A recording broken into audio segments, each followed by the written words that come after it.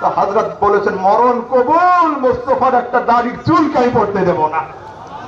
যদি আপনি একজন মুসলমান ডাক্তারের সঙ্গে দেখা হলো, সে বলছে হযরত চুল ইনশাআল্লাহ পড়বে না, বলছে আপনি খাতাতে লিখে দেন প্রেসক্রিপশনের নিচে যে আমার দাড়ির যদি একটা চুল পড়ে যায় কিয়ামতের দিনে আমি আপনার কলার ধরে টানবো, বলতে পারবেন? ডাক্তার বলেছে হুজুর এটা আমি পারবো না। তো হযরত বলেছে আমার মরণ কবুল, কিন্তু মুস্তাফার সারা জীবনের রাখা দাড়ি আমি কবুল নয়। কারণ আপনার কেমোতে লেখা নেই 10 বছর হায়াত পাবো, 5 বছর হায়াত পাবো, কেমন নিতে নিতে তো আমি চলে যেতে পারি। তো যার গ্যারান্টি নেই আমি সেটা নিয়ে মুস্তাফার রাখা, মুস্তাফার দেওয়া, মুস্তাফার শেখানো সুন্নাতকে আমি কোনোদিন ছাড়তে পারি না। এটাই তার इस्तिकामत ছিল। कुछ लोग पूछते हैं बड़े मुतशद्दिद से नहीं, मुतशद्दिद नहीं थे।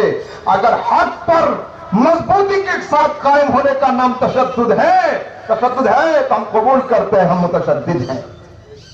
হকের উপরে দাঁড়াতে হবে। ইমামে আহলে সুন্নাত আলা হযরত রাহমাতুল্লাহ তাআলা আলাইহি হকের উপরে দাঁড়িয়েছেন। ইমামে আযম আবু হানিফা বলেছেন আল ওয়াহিদু আলাল হক হুয়াল জামাআহ। হকের উপরে যদি একজন দাঁড়িয়ে থাকে, পিছনে যেন না দেখে আর নিজেকে একা যেন মনে না করে, আল্লাহর সঙ্গে রয়েছে, মুস্তাফার সঙ্গে রয়েছে। যদি হক হয় তো ও জামাত হবে। আসুন এই পর্যন্ত আমি শেষ করছি।